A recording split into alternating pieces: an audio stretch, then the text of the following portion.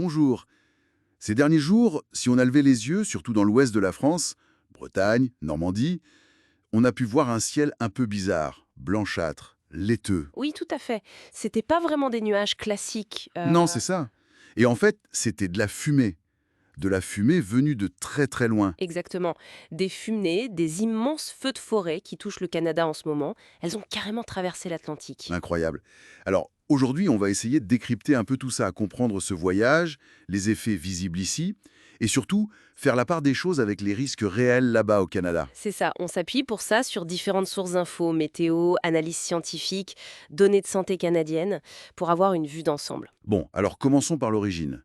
Ces feux au Canada, ils sont, comment dire, particulièrement intenses cette année, hein? Oui, et précoce. Début juin, on parlait déjà de plus de 200 feux actifs, une grosse moitié hors de contrôle, surtout dans l'ouest et le centre. Colombie-Britannique, Alberta. Voilà, Saskatchewan, Manitoba, Ontario aussi. Et on approche déjà les 3 millions d'hectares brûlés pour 2025. C'est énorme. Et ça s'inscrit dans une tendance, malheureusement. On parle de lien avec le changement climatique, des printemps plus secs, plus chauds. Tout à fait. Les dernières années ont vu des records. 2023 a été catastrophique, 2024 aussi très marqué. On a même ce phénomène de feux zombies, des feux qui couvent sous terre pendant l'hiver et repartent. Ah oui, c'est fou.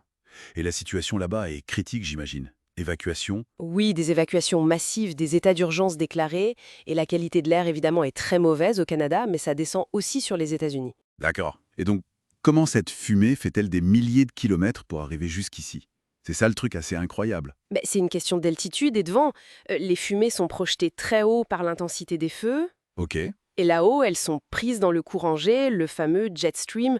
Ce sont des vents très forts qui circulent d'ouest en est. Et qui les transporte rapidement, j'imagine. En quelques jours, oui. On peut suivre ça grâce aux satellites, notamment le programme européen Copernicus, qui fait de la surveillance atmosphérique. On a bien vu ce panache arriver sur la Bretagne, par exemple, le 8 juin. D'accord. Alors, une fois au-dessus de nos têtes, en France, qu'est-ce que ça a donné concrètement, à part ce ciel laiteux? Ben, c'est principalement ça, l'effet. Un effet visuel, ce ciel blanchâtre, parfois des levées ou couchers de soleil un peu plus rouge-orangé. Et sur la météo elle-même, est-ce que ça a joué un rôle? Très limité. On pense que ça a pu peut-être atténuer un tout petit peu l'instabilité, un peu comme quand on a du sable du Sahara en altitude. Moins d'averses que prévu, ce genre de choses. Voilà, ça peut freiner un peu la convection, mais ça reste vraiment marginal.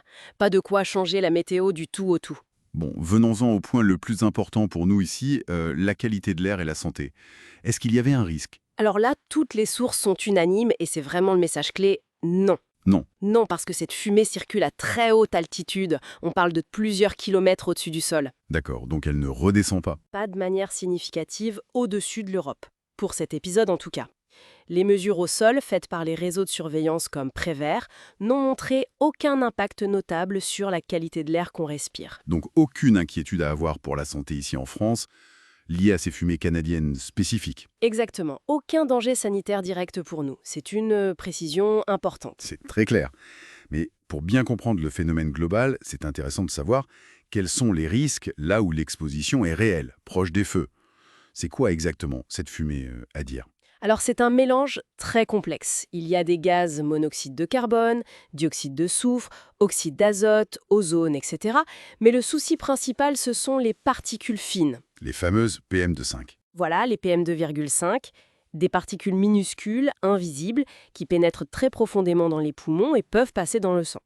C'est ça le risque numéro un. Et les compositions, elles peuvent varier? Oui, selon ce qui brûle. Une forêt, ce n'est pas pareil qu'une zone habitée. Si des bâtiments, des voitures brûlent, on peut retrouver des métaux lourds, des plastiques brûlés, ce que certains chercheurs appellent des molécules émergentes. Dont on ne connaît pas forcément bien les effets à long terme. C'est ça, c'est un domaine de recherche. Et concrètement, pour les gens exposés là-bas, quels sont les symptômes, les risques? Ça va de symptômes assez courants mais désagréables, irritation des yeux, du nez, de la gorge, maux de tête, tout. Ok. Mais ça peut être bien plus grave. Déclencher des crises d'asthme, aggraver des maladies pulmonaires chroniques comme la MPOC, causer des essoufflements, des palpitations. Et pour des expositions fortes ou répétées, Là, on parle de risques accrus d'AVC, de crise cardiaque, d'impact sur le développement du fœtus chez les femmes enceintes et même de décès prématurés.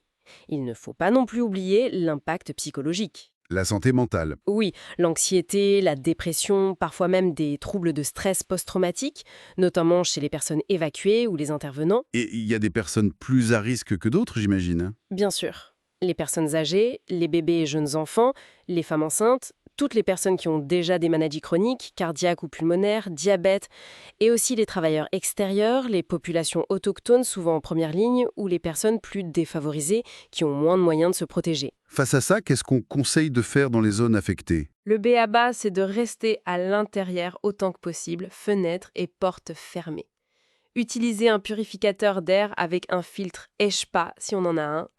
ECHPA. Haute efficacité pour les particules aériennes. Ce sont les filtres qui arrêtent vraiment ces petites particules.